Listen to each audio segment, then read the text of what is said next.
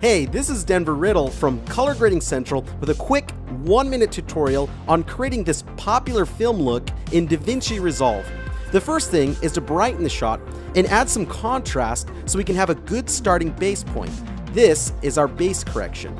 Next, we'll create the look by pushing teal colors into the overall image with the offset control. This will create color contrast and will allow us to emphasize our skin tones.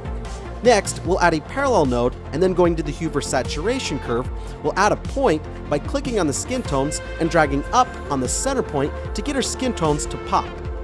Lastly, we'll clean up the shadows by adding a corrector and pull the teal out of the shadows with the luma versus saturation curve.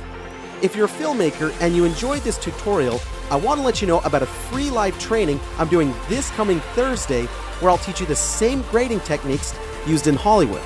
I'll also be giving away a free tutorial that's a $49 value, and one lucky winner will win a tangent ripple control surface. So if you want to dramatically improve your color grading with one simple webinar, sign up today and I'll see you at the training.